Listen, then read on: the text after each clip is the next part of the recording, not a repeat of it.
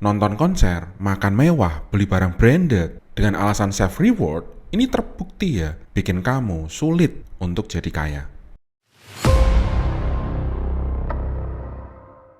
Self reward adalah gerakan para Gen Z di mana setelah mereka capek-capek kerja, kan harus ada tuh yang dibeli, entah itu barang yang mereka inginkan atau ya memang butuhkan. Atau ya memang cuman mau pamer aja ke teman biar kelihatan keren. Self reward itu memang kelihatannya asik sih, apalagi kamu bisa beli barang yang sebenarnya tuh kamu impikan dari sejak dulu ya. Buat kamu para Gen Z, tonton video ini sampai selesai ya, karena bisa jadi apa yang kamu lakukan dengan self reward ini menjadi jebakan finansial untuk kesulitan-kesulitan yang datang di masa depan kamu.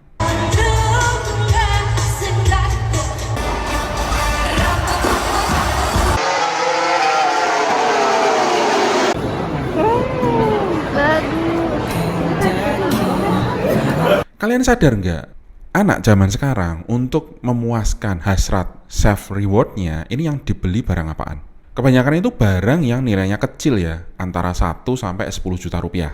Itu pun nyicil loh beli barangnya. Dan nggak jarang saya melihat orang-orang di sekitar saya yang membeli iPhone terbaru itu dengan cara nyicil sampai 1 tahun.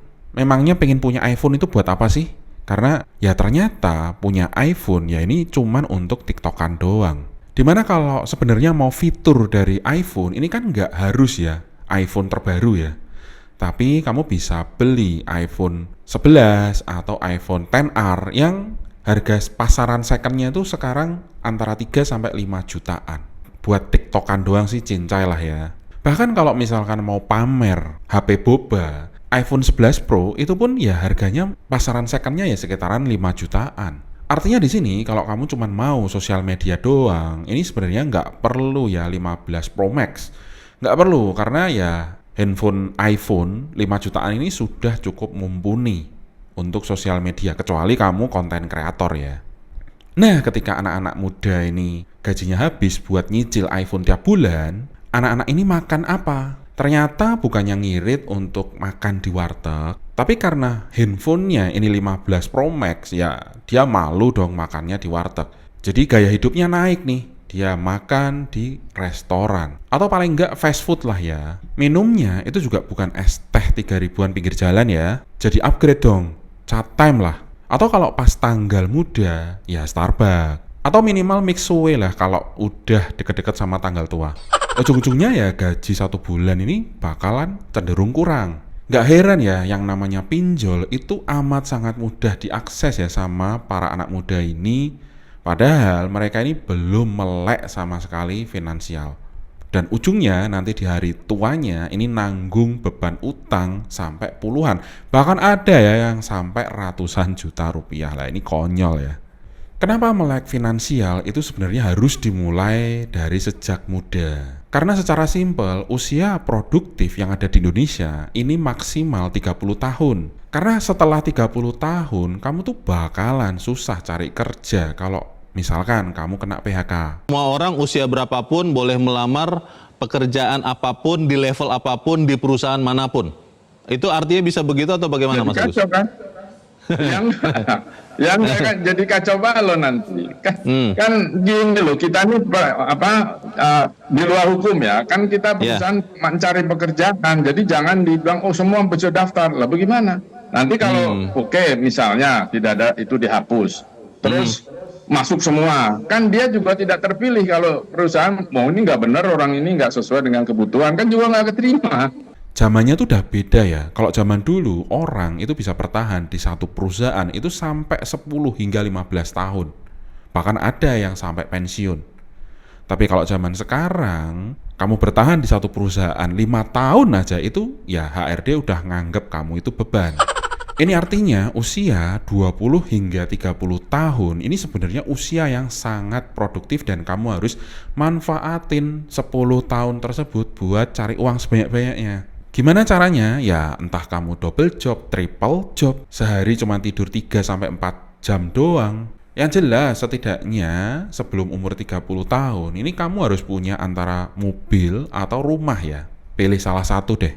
Ini yang dilakukan oleh saya ya. Dulu waktu ketika di rentang umur 20 hingga 30 tahun. Waktu itu saya milih beli mobil duluan. Sementara teman-teman saya yang sepantaran di usia saya pada waktu itu ya milihnya ada yang milih rumah. Karena mungkin mereka berpikir rumah itu lebih baik daripada mobil. Sementara kalau saya berbeda ya, saya berpikir mobil ini lebih baik daripada kepemilikan rumah. Karena kita kalau bisa beli mobil pasti nantinya bisa beli rumah.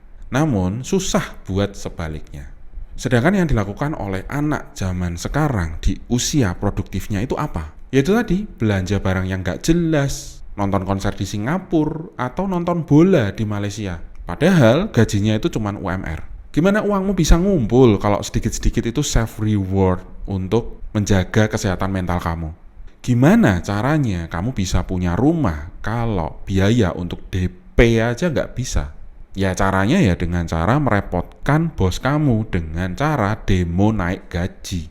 Berharap naik gaji, kebutuhan kamu terpenuhi. Padahal yang kamu lakukan itu sebenarnya bukan kebutuhan ya, tapi itu tindakan konsumtif aja. Bener gak? Apakah orang bisa kaya, punya mobil, punya rumah, kalau konsumtif tinggi? Ya ini nggak bisa ya bos, kecuali bapakmu 9 naga. Ini artinya kalau kamu pengen punya rumah atau pengen punya mobil, ya mau nggak mau kamu harus menyisihkan uang bulanan kamu untuk nabung. Nabung emas kalau perlu. Jangan malah foya-foya di usia muda ya, dan tuanya nanti nggak dapat apa-apa. Dan ini kenapa di Indonesia kamu bisa dibilang kaya kalau punya rumah atau punya mobil. Ya karena standar di Indonesia ini rendah. Kalau kamu kemana-mana cuman bawa motor, apalagi motornya under 10 juta ya, nah ini sulit ya kamu bisa dibilang kaya. Tapi kalau misalkan kamu punya mobil, mobilnya Agya doang, itu udah pasti kamu bisa dibilang orang yang mampu.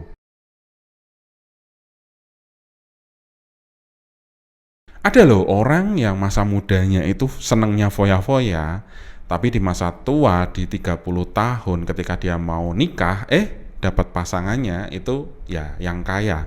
Jadi dia bisa melanjutin nih proses foya-foyanya dia lewat pasangannya.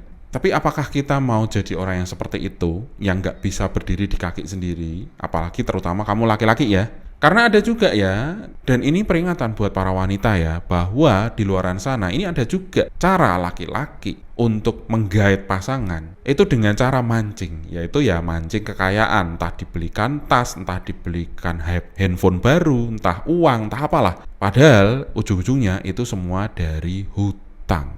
Jangan heran ya ketika kamu nikah nanti pasanganmu punya hutang ratusan juta dan jangan kaget.